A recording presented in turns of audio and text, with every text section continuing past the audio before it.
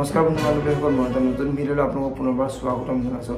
এই ভিডিঅ'টোৰ মাধ্যমেৰে আজিৰ দিনটোৰ কেইটামান গুৰুত্বপূৰ্ণ খবৰ দিবলৈ গৈ আছোঁ। যদিহে আপোনালোকে ভিডিঅ'টো চাই ভাল পায় তেনেহ'লে ভিডিঅ'টোত এটা লাইক কৰি আমাৰ চেনেলটো ছাবস্ক্ৰাইব কৰি ল'ব। এনেকুৱা ধৰণৰ আপডেটসমূহ পাই থাকিবলৈ আজিৰ দিনটোৰ প্ৰথমটো খবৰ হৈছে নিবনুৱা যুৱক যুৱতীসকললৈ খুবেই ভাল খবৰ। অতি শীঘ্ৰেই দিয়া হ'ব 2 লাখকৈ চৰকাৰী চাকৰি। আনহাতে অব্যাহত থাকিব উচ্ছেদ অভিযান। ঐতিহাসিক বিজয়ৰ পাছতে মুখ্যমন্ত্ৰীয়ে ঘোষণা কৰিলে এই ডাঙৰ ঘোষণা। ৰাজ্যত পুনৰ চলিব উচ্ছেদ অভিযান। অবৈধ বেদখলকাৰীৰ ওপৰত চলিব এই অভিযান। কোনো বেদখলকাৰীকে সাৰি যাবলৈ দিয়া নহ'ব। চৰকাৰ গঠনৰ পিছতেই আৰম্ভ হ'ব এই কাম। নিৰ্বাচন ইস্তাহাৰত উল্লেখ কৰা অনুসৰি প্ৰতিটো প্ৰতিশ্ৰুতি পালন কৰা হ'ব। এইবাৰ 2 লাখ যুৱক যুৱতীক দিয়া হ'ব চাকৰি। সাজু হওক ৰাজ্যৰ প্ৰতিগৰাকী যোগ্য চাকৰি প্ৰাৰ্থী। ঐতিহাসিক বিজয়ৰ পাছতেই মুখ্যমন্ত্ৰী ডাঙৰীয়াৰ এই বৃহৎ ঘোষণা। আনহাতে পৰাজয়ৰ পাছতো পদত্যাগ নকৰাৰ হুংকাৰ মমতা বেনাৰ্জীৰ।